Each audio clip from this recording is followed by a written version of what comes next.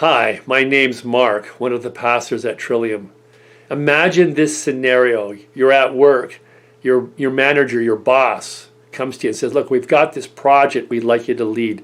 It's very, very important to the company. And she explains to you what the project is, and you listen to it. And it's pretty obvious that there are some great benefits to you if you take it on. Likely promotion, increased salary, a better office, better parking spot. And as you think it through, you weigh up the benefits to the costs. See, because the costs are considerable, you have to give this project 110% commitment. You've got to really put yourself into it. See, it's essential that this project be successful for the long-term viability of the company. If this project fails, the company its future looks in doubt. And so your boss asks you to weigh that up. Can you really commit yourself to this? And you think about it through and you go, yes, I'm signed up. I'll take on the project leader role. And then, of course, what happens? You begin to assemble your team. The project gets going. But very quickly on, your energy for the project begins to wane. For instance, it's not nearly as interesting as you thought it would be. It's not very exciting. It's rather pedantic. And also your personal life has kind of gotten messy in the meantime. Your marriage is in a tough spot. Your kids are acting out. Your mom's in the hospital with a serious illness. And there's just so many things pulling at you that you're not putting 100%, 110% into the project. Just not giving it the kind of energy and attention it needs. And so things start to go sour pretty quickly. In fact, your boss comes to you and she expresses concern, but you manage to talk your way out of it. And this happens several more times. And then finally, maybe a year into the project, it becomes obvious to everyone that it's a failure. It's a failure. And this has huge consequences for the company and for you. What do you think your boss is going to say to you? Is she going to be happy about this? Is she going to just sort of say, bygones be bygones? Like, do you think there's a good chance you're going to get fired?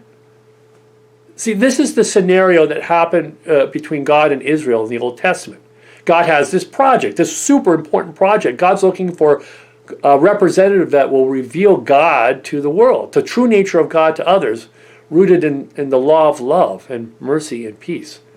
And so God looks around for a people and a nation to reveal God's will and purposes to others. And God picks Israel.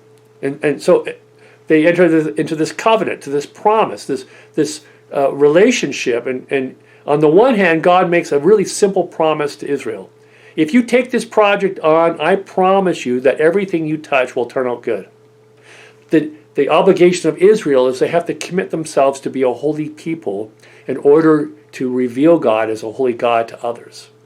And the holiness practice is rooted in the law of Moses. Over 600 instructions of how to be holy. And this is a really challenging and difficult obligation Israel's taking upon themselves. So a high blessing, but a high obligation. Ultimately, Moses tells the people, look, if you're not committed to this, then don't take it on. And after thinking about it, they agree to become God's chosen people, a people chosen to reveal God to others. But it becomes quickly obvious that they're not really that committed to it. They start shirking their promises and responsibilities and keeping themselves as a holy people.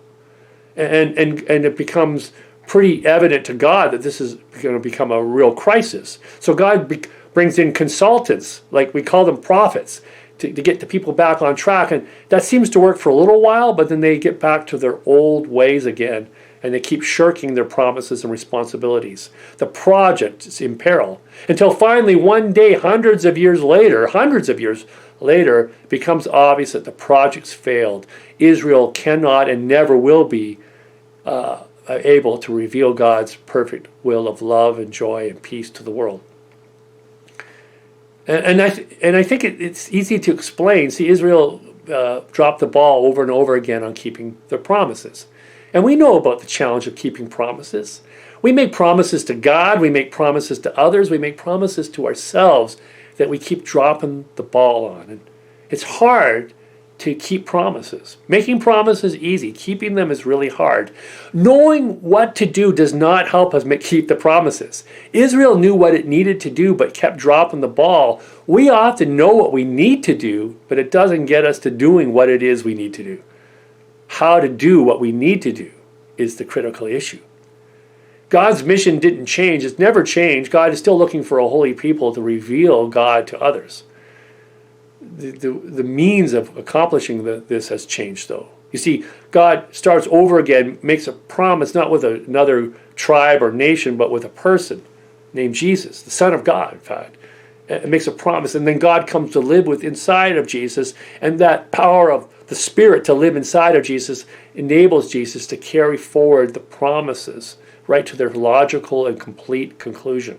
See, Jesus reveals God through suffering and pain and death until ultimately there's the resurrection. Jesus is revealed again to a select group of disciples, and then he ascends back to God in order that God may now come to live within us. See, that's the joy of this. We don't have to belong to a specific nation or group of people to sign up. We only have to agree to desire to be a representative of God in love to others. And then the gift given to us to allow us to accomplish the task is the Holy Spirit. And for a Christian, really, the key issue is to invite the Holy Spirit into our hearts and minds, to invite that Spirit in so that we can live out the law of love, not found on a piece of paper, but in our hearts. And living out the law of love in our hearts, we can reveal God to our neighbor, whoever they may be.